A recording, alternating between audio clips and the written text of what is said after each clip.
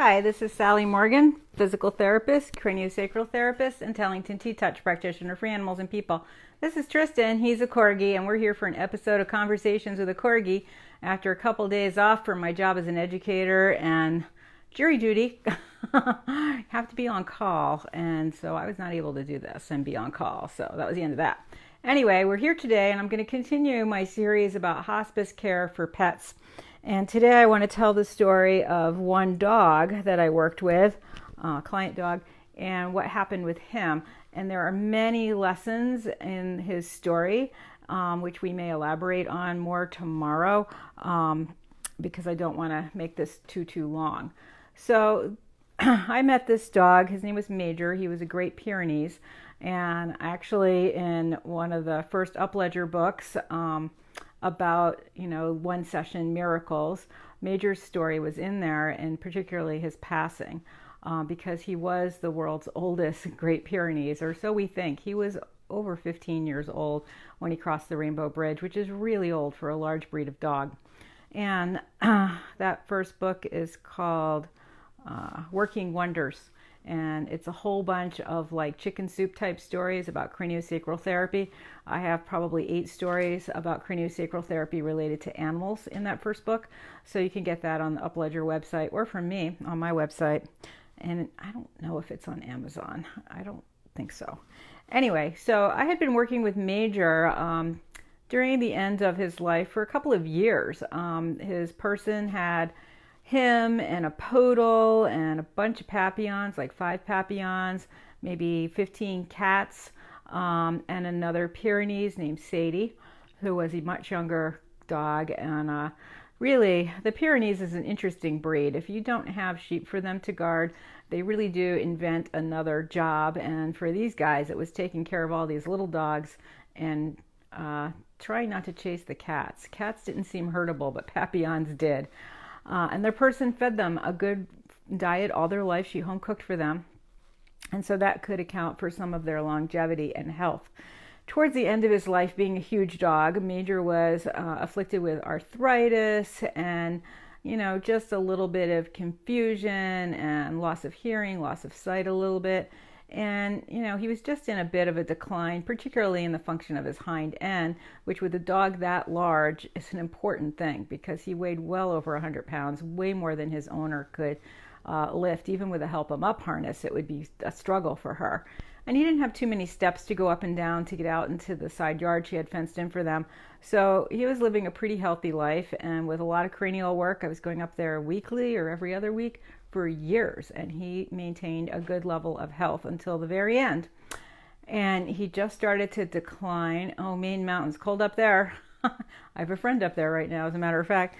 Anyway, he started to decline, and it became apparent that he wasn't going to make it a lot longer. And his person is very spiritual and really loves her animals, and she did not want to put him down. She just, couldn't do it. Also did not want the responsibility of making that time frame for him, and she just needed that time, as all of us do, to kind of grieve and go through the transition of this dog being here and then not here. And his story is so important on so many levels.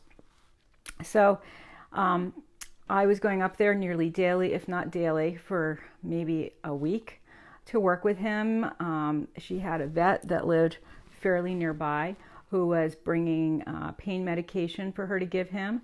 She had a variety of alternative things to help keep him out of pain, mostly from arthritis, and she was able to flip him over to change his position and keep him clean. She had some magnetic therapy blankets like we have for horses. She had a variety of heating pads and other things for him. She was playing him really quiet, peaceful music, not the hemisync music, but other music to kind of connect his right and left brain. She was doing T-touches on his ears. She was sitting with him really 24/7 all the way to the end. So, and finally, I believe she did have a vet, the one that does putting animals down, come to the house. But the vet somehow didn't think he was quite ready. So he did go on another 2 or 3 days before he simply died next to his person on the floor there. Now, some of the things that happen with this process, first of all, you've got this huge dog. She could not lift him to take him outside. I forget what time of year it was. I think it was in the spring. And she had to wait for the vet to be able to come and get him. And the vet couldn't obviously keep him in her freezer. He was so big. So all this process had to happen so that everything was synchronized. So he was in her house a couple of days before he could be removed. And everybody's horrified, like, oh my God, the smell, the whatever. But she really wasn't ready to let him go. And she has read this book, which we'll talk about a little more, the Tibetan book of Living and Dying, which has a lot of wisdom in it about life and death. And one of the things in that book that she remembered was that the spirit doesn't leave the body for 3 days. So, in the old days, we couldn't bury people willy-nilly. It took a long time to dig a big hole. So often people were laying around the house for 3 days and people were paying their respects. So that's basically what she did with Major. He was in her house and the other dogs could sniff him and come and go. She had him over near the big sliding window with a beautiful view of the trees and the hills and the valley where he lived. And she just stayed with him and didn't really change anything she was doing. She was comforting him and petting him and playing quiet music and feeding the other dogs.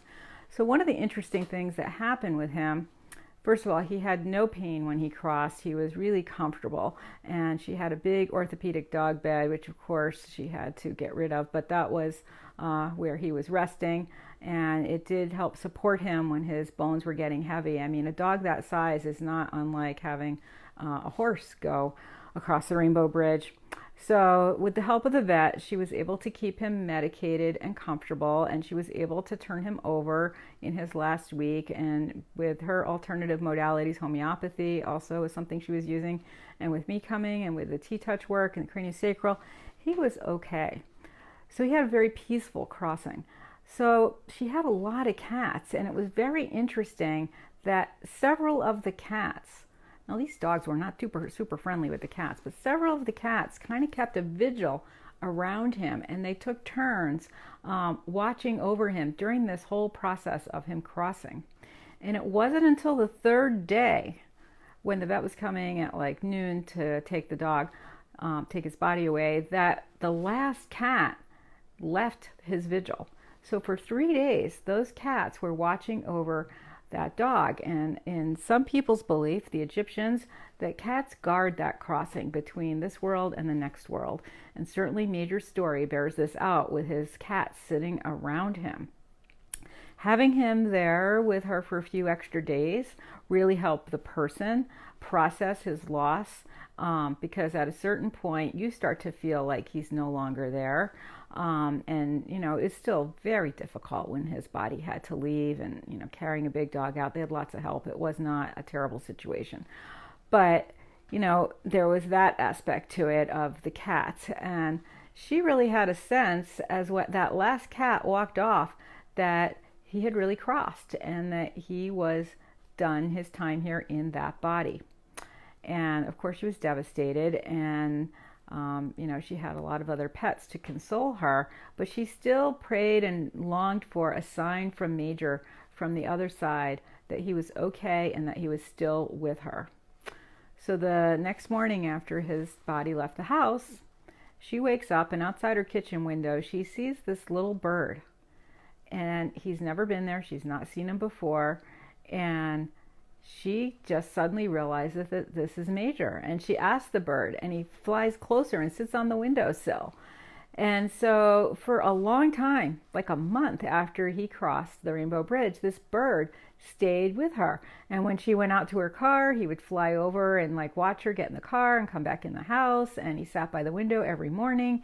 And, as much as it seems crazy in some ways, and also amazing that a giant dog would appear as this little bird, this bird had a message clearly for her that the dog was still with her and that his spirit was still present in the house. And boy, even when you go up there today, it's been years since Major passed, you can still really feel his presence sort of in the yard, sort of watching over the house. And you get this real strong impression of him like laying in the yard watching over her and her other pets. And she certainly has had some hardships in her life, so his presence, I am sure, is also to give her strength with all the hardships she's had.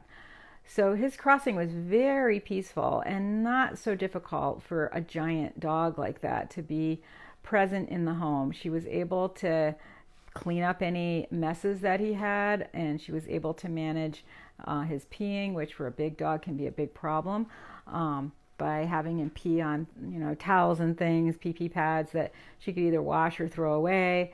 And she was able to keep him hydrated. He was able to eat as many animals when they're crossing, like the horse I talked about last week. He was able to drink out of an eyedropper and stay somewhat hydrated. He had IV fluids brought by the local vet, and he also was able to eat a little bit of chicken. But, like so many animals I've been with, he just didn't really want that much. He just needed a little bit because he knew he was leaving his body, and he was present and he wasn't present. And he just, when he woke up and he needed food, she provided it. But, there isn't that same kind of need for food that we have when we're in this form, and really still present here. Yeah, she really loved him, and he was a wonderful dog. I learned a lot from that dog. And if I find, I think I have pictures of him maybe in my book, which means they're on my computer, so I might be able to post a picture of him. He was a big, noble, wonderful dog who lived up to his name. He was rescued. And this woman, his person, had such a way with these dogs. They are very stubborn dogs. They are very hard to train if you are not very familiar with that type of dog. And she just had a way of talking to them. I mean, they are so big, the sofa is their dog bed. She had literally leather sofas that were just for the dogs. But if you wanted to sit on the sofa just a little bit to snuggle the dog or for me to come and work on them, she had a way of talking to them. And the dog would give you the sad eyes and reluctantly move one paw and then the other like a teenage boy. And finally there would be a little bit of space that the dog would share the sofa with you. So she had a special rapport with them, and I don't think it's a coincidence that Major came to her and then was able to have her presence with him when he crossed the Rainbow Bridge. So we have the cats watching. We have the idea of a body staying with us for 3 days, because that's the time the spirit really leaves the body. And sometimes that's not true. Sometimes when an animal is, for instance, hit by a car, the spirit jumps out really quickly. That's why in my animal connection cards, the Dances of the Heart animal connection cards, which are right there behind my head, I have a card there. And also there's a Conversations with a Corgi on YouTube about prayers for roadkill. Because sometimes we're so devastated when we see something in the road and that spirit has either jumped out of the body or not had time to jump out of the body, and we need to help send it on its way. So if we can do a heart hug or say some special prayer, we can help that animal in those terrible situations.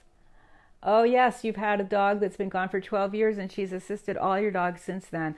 That is so special and so important. I really want these stories to be in my next book. So please send them to me, sallymorganpt@gmail.com, because I am going to collect them, and I'm going to start really begging people on every website and every Facebook page I know to please send me your stories, because these are really important. And I think one of the things that we see with Major coming back as that little bird is that, I don't think we get enough support from others about animals coming back to us. And they certainly do. Many of us have seen them come back. And there's one Corgi lady I know whose dog, Casey, has passed. And she has this idea that when she sees the word believe, because she believes Casey comes back to her, and boy does she, based on her posts that I see. But whenever she sees that, which is also part of the Macy's Christmas thing, but it's ever present in our environment, really. And she feels like when she sees those things, that is Casey coming back to her with a message. And certainly that's true. And I know my friend Dr. Bernie Siegel, when I think it was his mother or his grandmother crossed the Rainbow Bridge years ago, they were in their 90s, he started finding pennies because it says, "In God we trust," on the back of it, and he loves that. And every time he sees a penny, he knows his grandmother is reaching out to him. And so he has piles of pennies he's found. And if he's having a hard day, remember, he was a surgeon and a cancer doctor at a big hospital at Yale, and so he had a pretty tough job. And there were days when he was down, and he would walk out to the car and see that penny, and it would change everything. So, we all have those signs that come to us, and I think it's really important that we share them so that other people can realize that they're not crazy, and that there are people who support them in their sense that their animals are still with them. So even though, I haven't talked so much about the exact hospice care for Major, but really it was a combination of homeopathy, alternative things like a back on track blanket for him and a comfortable bed and shifting his body, some medication, but not much. IV fluids were probably the most important medical thing he had, and his person was pretty good at changing the bags and taking care of him that way. And the work I do, craniosacral therapy, and I was doing Reiki with him and using the tuning forks and the pendulums and monitoring the closing down of his chakras as he became closer and closer to crossing the Rainbow Bridge. But even without me, these cats that were around this dog were really incredible. They were purring. It was like they were a bunch of really devout Buddhist nuns praying for him over the 4 or 5 days that it took him to cross the bridge. And that was an incredible, incredible experience to see those cats watching this dog and keeping vigil with him. And there's many stories about cats having really profound powers of going between the spirit world and our world. And I was talking to someone, Ella, who's on my radio show interview at the early part of November, and she told me, as my sister has and many other vets and cat owners, that they've had a cat that looked just like he was never going to make it, hit by a car or so sick, and they didn't want to give up on him. And then a few hours, days later, he just revitalized and lived another couple of years in some cases.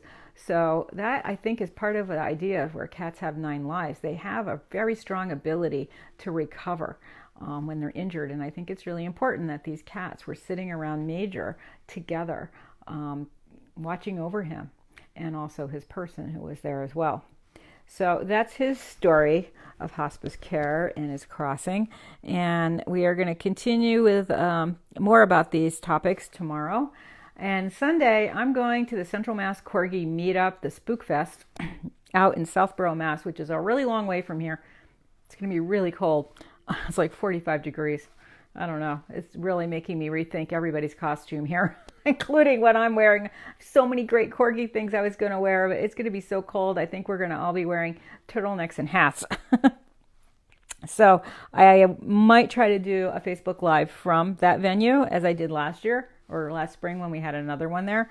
But certainly I won't be doing one in the morning because I'll be driving. So anyway, we will be back tomorrow morning around the same time, 9:15. Thanks for joining us. And if you do have any stories of animals crossing the Rainbow Bridge or coming back to you or guiding the animals in your life now, please, please, please do send them to me with your name. If you have access to a picture of the animal, that would be awesome. And I really want to collect their stories for this book. So thanks for joining us. Tristan, what do you have to say? He says,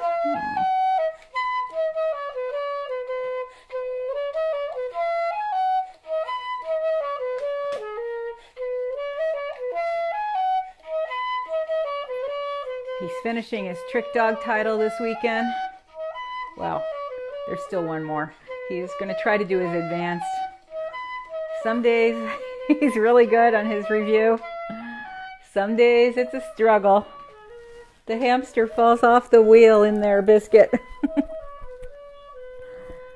I'm trying to make it more of a dance because he understands that. We'll see how it goes on Sunday, and I have a friend with me. Maybe we'll be able to record it, but I won't post it if it's a terrible disaster, because sometimes Tristan gets overloaded, and then you don't want to do any tricks except give me paw, which took a long time to teach.